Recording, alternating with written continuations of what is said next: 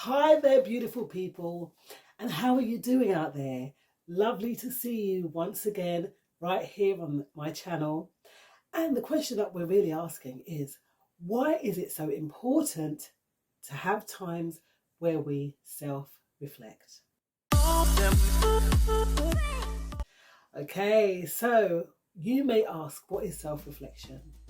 Well, self-reflection is us looking either inwardly or outwardly, that is if we're looking in a mirror, at the things that we would like to change, as well as the things that we love about ourselves. And that's really self-reflecting, an introspective or an outer perspective of how we see ourselves. Now, why should we want to self-reflect? Firstly, self-reflection shows us how far we've actually come.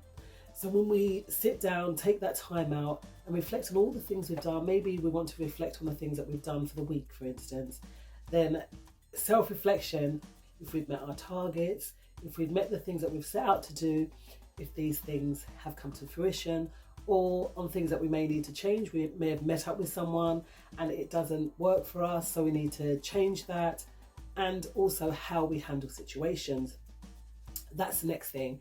Are our actions, or were our actions necessary? So on reflection, that means when we're looking back at something, maybe we've had a conversation in the week and we didn't fully understand what was being said, so we could have blown things out of proportion, or we could have allowed people to speak to us in a specific way. This is where that self-reflection comes in, and we could say, oh, on hindsight, do you know what, that conversation, maybe I blew things out a little bit of perspective and I saw things which weren't mountains, but they were actually mounds in that sense. So really helping us to reflect on our actions, and if the actions that we took, if they were necessary. The next thing is, like I spoke earlier, it gives us perspective. It gives us perspective on other people's situations or places where others may be.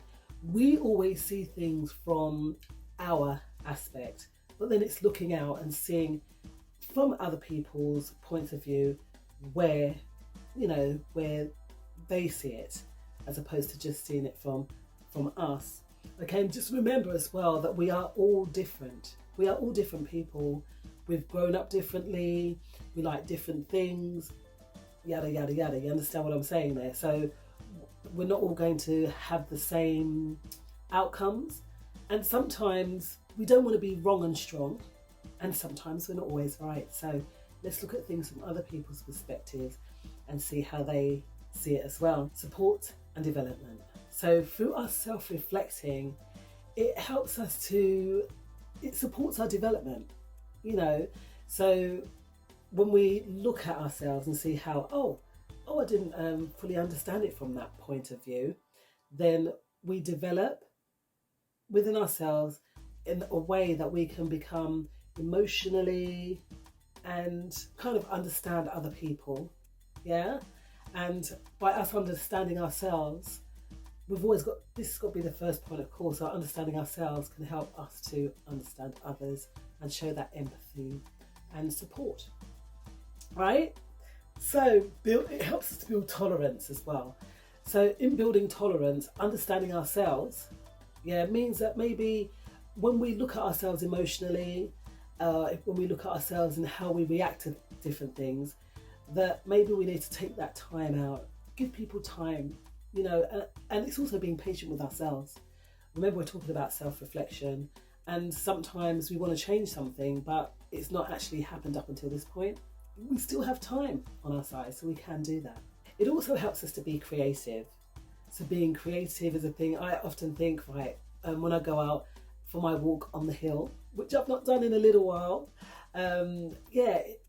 inspiration flows, the inspiration comes. And this is through self-reflection, like, all right, I need to do such and such at this time. And do you know what? I've had a really good idea. I'm going to try and implement that and put it into practice. And wow, amazing things have come from self-reflection, going for a walk or a talk or whatever. And then again, we grow from that. One word of caution though is that when we self-reflect, often more times than not, we tend to look at the negatives in our lives. And although there will be negatives, we all have flaws, we all have troubles and problems perhaps, then when we self-reflect, don't necessarily concentrate on those negatives, because then it can become a hindrance, right? Concentrate on how we can actually fix these things and grow into becoming better people, better individuals, better part of society. So you're doing really well. You're doing really well. And if you are being self-reflective, that means that you're looking at yourself, and not just looking at yourself, yes, to big oneself up, but seeing where we can be better. Okay, seeing where we can be better. And that's the whole point. Self-reflection is there to help us become better versions of ourselves. We say this all the time on this channel, don't we? We become a great supporter, we support ourselves, and we validate ourselves via self-reflection. But keep leveling up. You're doing amazing. You're doing great. Yes, you are. I am NatashaJohn-Baptiste, founder of Sweet Mind. And yes, I have finally found what it is that I do. And that is, I'm a business and life coach ambassador. Come on board with us. Come on board with me at NatashaJohn-Baptiste.com. You'll see what we do over there. Quite a few things going on there.